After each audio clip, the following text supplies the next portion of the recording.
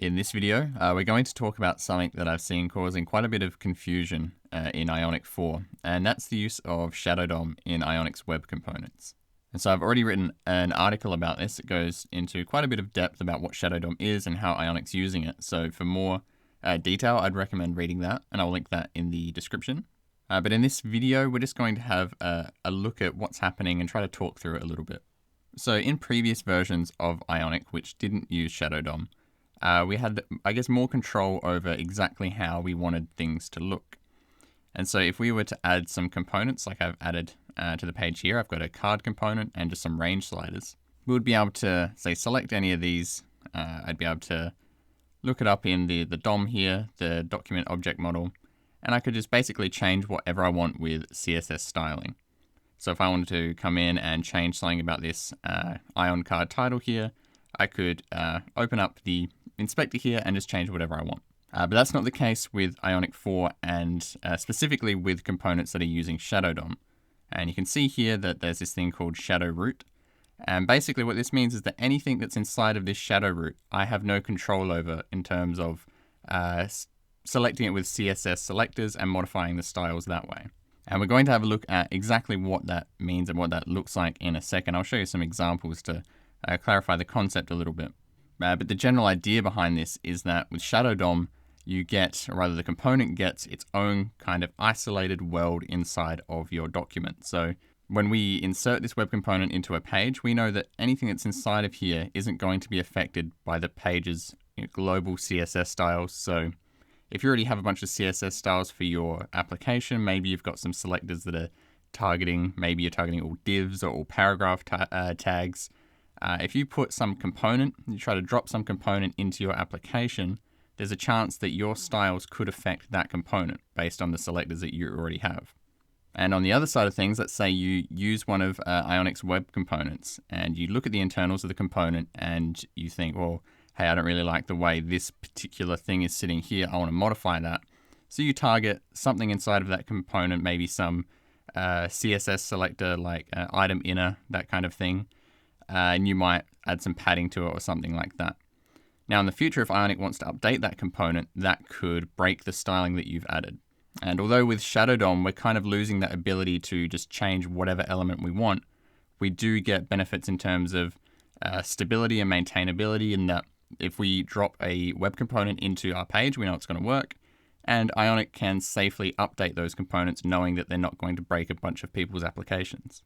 Now, this doesn't mean that you can't change the styling of the components at all, but the only way you can properly change these styles is by using CSS for variables. And so basically to affect styles inside of a Shadow DOM, we can change the value of variables that are being used inside of that Shadow DOM. And by changing that, we'll be able to affect the style. But we'll only be able to change things that Ionic has specifically used CSS variables for.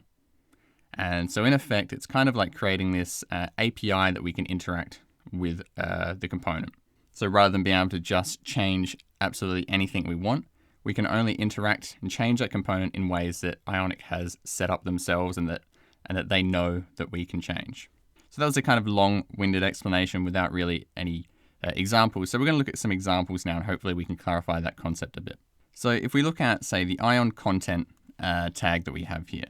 So if I jump into the code, you can see we've got, it's a pretty basic kind of layout. We've got Ion content, and then inside of that we have a card and a list with a bunch of range sliders. And so the Ion content web component itself actually uses Shadow DOM. And so we can open that up and we can see everything that lives inside of that. And so if we want to target something with CSS styles, we can target the host element of the Shadow DOM. So if we target Ion content here, we can apply whatever styles we want to that.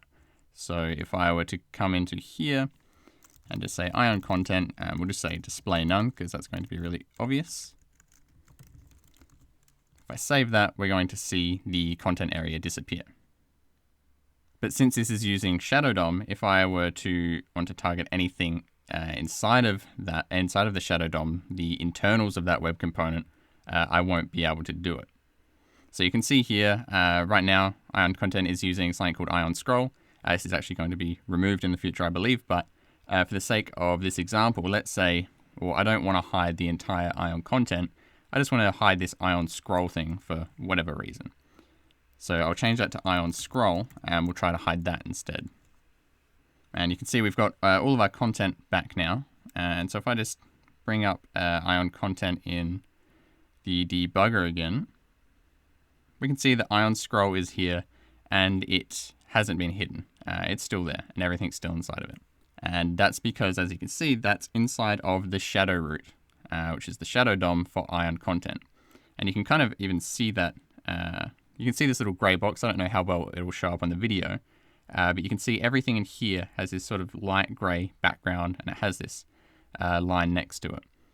And so basically everything in here is hidden from our CSS. If I try to target anything in here, it's just not going to work. But this brings up a kind of interesting point, and that's that, well, since we're using Ion content and we've got all this stuff inside of here, then, well, surely all of this is also inside of the shadow root, inside of the shadow DOM, and so we wouldn't be able to target that, right? So let's try targeting Ion card and hiding that, because that's inside of Ion content, and Ion content is using shadow DOM, and so we shouldn't be able to access this. So I'll try to hide that Ion card, and as you can see, it did get hidden. So our CSS worked in that instance. And the reason that that works is because of the use of slots. So if we look at the Ion content web component again here, and we open the Ion scroll, you can see all these slots that are used everywhere. And basically, a slot is a way to provide some input to a web component. And so when Ionic is creating this component, they set up whatever templates they need, whatever styling they need, and then they say, well, hey, this section here, this is where we want the user's content to be injected. And you can see that the content, the Ion card and the Ion list are inside of the shadow DOM here, but it's actually being projected here through the use of slots. So if I click on reveal on the Ion card, you can see that that's actually sitting outside of the shadow DOM. So this exists in our DOM and it's being projected inside of the shadow DOM, but that means that we can target this with styles and we can target our Ion list with styles because it's not actually inside the shadow DOM, it's just being projected there. And so this is something called slotted content, and I have another post on that as well, and I'll probably link to that in the description. But I just wanted to highlight why it is that we can target that with CSS, but we can't target the internals of the web component itself. We can target our own projected content. So generally speaking, you know, if you have your template and you've added some stuff somewhere in here, you're going to be able to target that with CSS. Okay, so we know now that we can't change the styles of anything inside of a shadow DOM unless it's being projected there with our own slotted content. But as I mentioned, you can change, there is a way to change the styles of the internals of the web component. You can change the styles of stuff inside the shadow DOM by using CSS variables.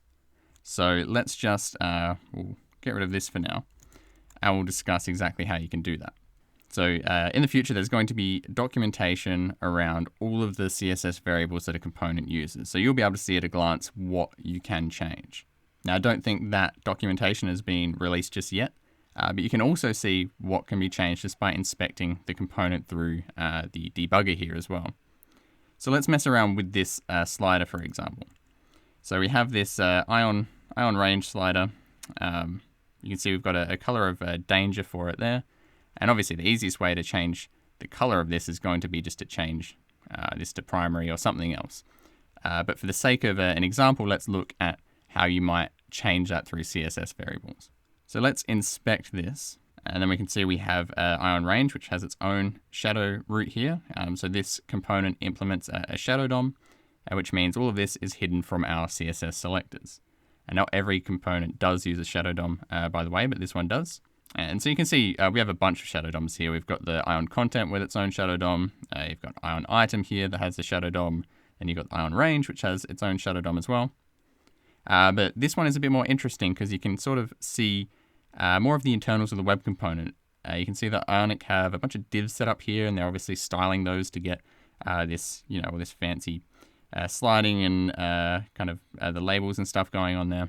And so this is an example where people might be like, well, hey, you know, I like this component mostly, but I'd really like to change this specific thing here. It's not really doing it for me.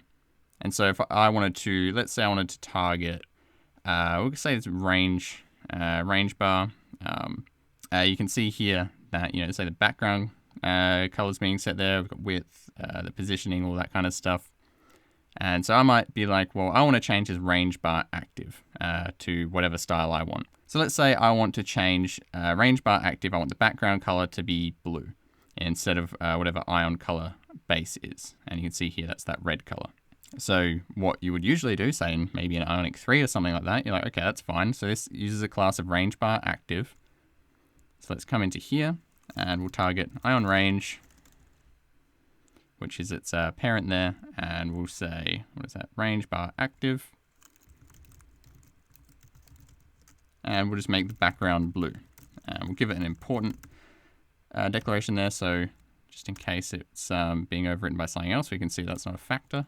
So we'll save that, reload the application, and we have a lovely red bar still. So it's not blue. We thought that would change it to blue, and probably should in a normal sense without Shadow DOM. But in this case, it is still red. And the reason for that, as I mentioned before, is that all of this is inside of a shadow root.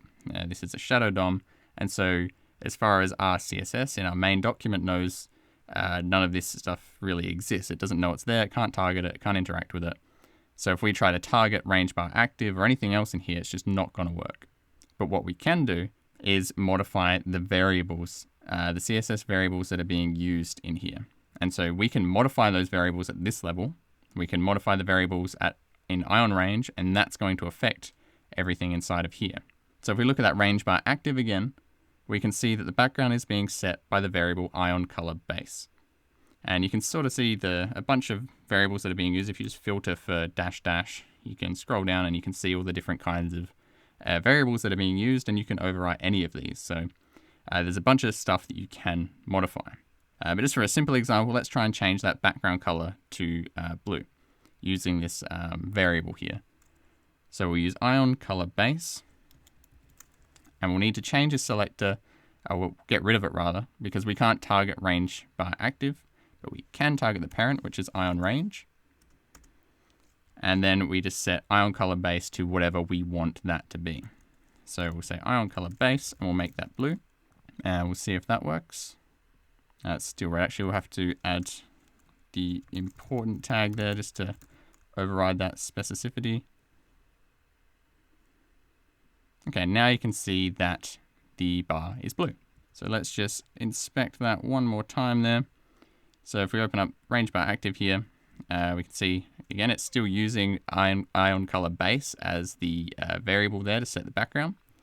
But it's been overwritten now. You can see here in ion range, we're setting ion color base to blue, as opposed to the danger color here, because this is using color equals danger, which is the way you should change this, by the way. You shouldn't modify the colors using CSS variables like this. This is just an example to show how to use CSS variables. You can see that was setting that ion base color, but now we're setting our own ion color base, and we've set it to blue. So we can change any CSS variable that any of these internal parts of the component are using. If we see that in here, we're like, well, this is using let's find an interesting one, ion item background color, for example, or ion padding, ion text color. We can just override any of those in our CSS here, and it will use that value instead of the default. And so basically, as long as Ionic exposes a way for you to change a particular part of a component, you can do it using CSS variables. If they don't expose a variable to do that, then you cannot change it. Okay, so hopefully this video helps clarify the concept of Shadow DOM a little bit and how to use CSS variables. And I guess the main point of this video was to talk a little bit about the why things are this way now, what the purpose of it is, and that kind of thing. Again, if you haven't already read it, I'd recommend reading my Shadow DOM article. It goes into these concepts in a bit more depth and talks about what Shadow DOM is in more depth. And it's probably also useful to understand the use of slots as well. So I'll link to both of those articles in the description. Okay, so if you like this video, please do leave a like and consider subscribing. I'll be releasing more Ionic videos in the future. And you can also check out my Twitter and my website in the description. Okay, thank you for watching, and I'll see you in the next one.